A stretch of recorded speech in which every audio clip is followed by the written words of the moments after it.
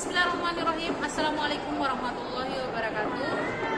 Untuk proyek kali ini, proyek P5P2RA, materinya ada dua tema untuk fase F dan fase E. Proyek penguatan profil pelajar Pancasila Rahmatan lil Alamin atau disingkat dengan P5P2RA. Tujuannya adalah mengasah keterampilan sehingga pelajar Madrasah Aliyah Negeri ND dan menerapkan ke dalam kehidupan sehari-hari, menjadikan peserta didik MAN ND sebagai peserta didik yang bersifatnya rahmatan lil alamin. Di kurikulum Merdeka ini untuk proyek P5P2RA-nya ada di MAN ND ada dua fase, fase F dan fase E. Untuk fase F berkaitan dengan poin hidroponik. Untuk fase E-nya atau E1 sampai dengan yang ada di MAN ND, E1 sampai dengan E11, penerapannya, temanya proyek P5P2RA-nya adalah tema ekoprint dengan subtema floral ekoprinting. Floral ekoprint adalah penerapan yang kita gunakan adalah pewarna alami yang kita terapkan pada media. Di sini maksudnya media adalah kain yang kita kasih warna, pewarnanya berupa pewarna alami.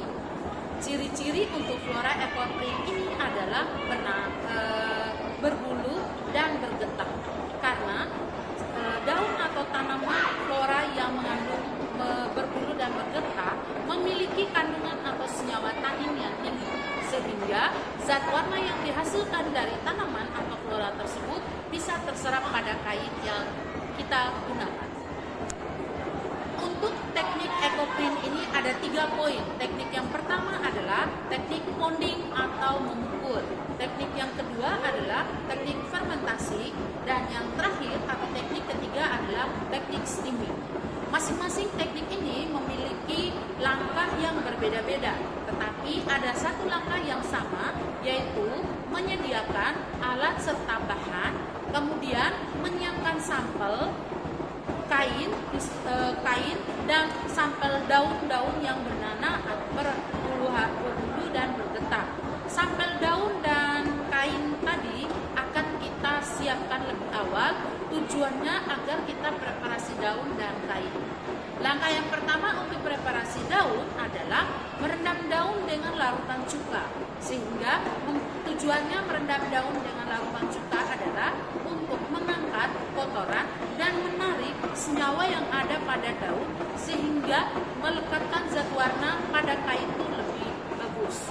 Sedangkan yang kedua, tahap untuk preparasi sampel di kain adalah kain kita potong dua bagian. Bagian yang kita gunakan adalah rendam dengan air hangat yang di dalamnya dilarutkan dengan tawas. Tujuannya mengabsorb semua pewarna kain yang ada pada kain tersebut sehingga kita gunakannya tidak mudah lengket dan mudah terserap dengan pewarna alami atau floral ekoprint.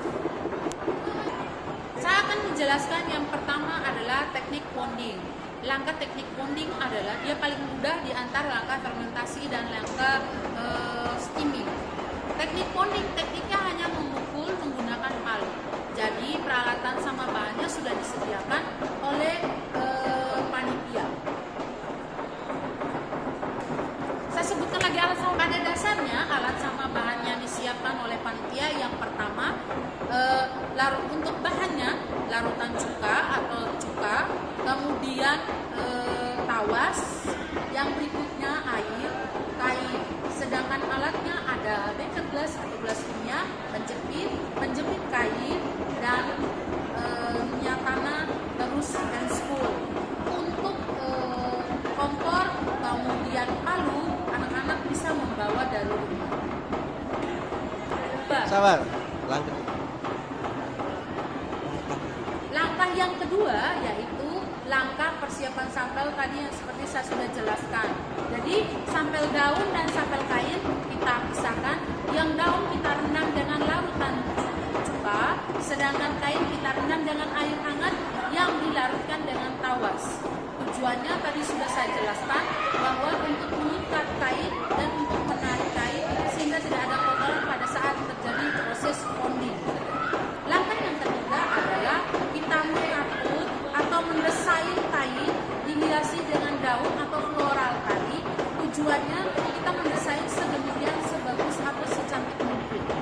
Setelah itu kita ambil kertas benih. Tujuannya untuk merekatkan antara kain dan daun sehingga tidak terjadi pergeseran antara kain dan daun. Kemudian setelah dia rapi dan tidak ada udara atau kedap udara, tujuannya agar tidak oksigen tidak masuk sehingga interaksi antara daun dan kain jauh lebih baik. Kemudian langkah yang terakhir, langkah yang berikutnya adalah kita ponding atau kita pukul. Teknik memukulnya juga bervarian.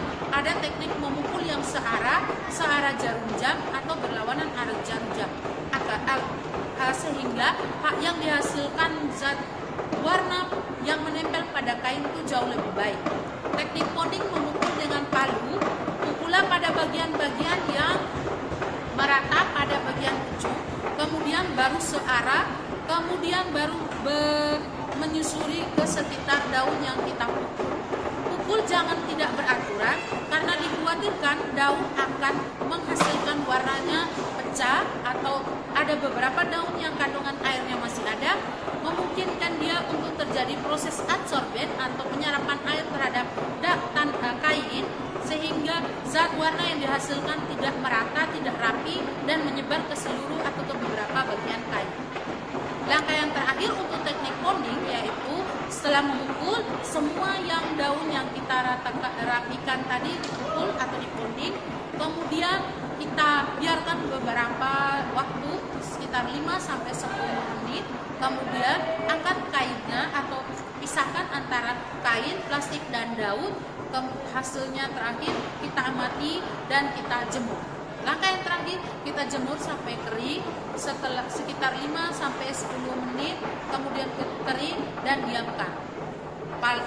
Selanjutnya kain yang sudah dikeringkan kita setrika, tujuannya dengan suhu yang tidak panas atau suhunya sekitar 20-30 derajat Celcius.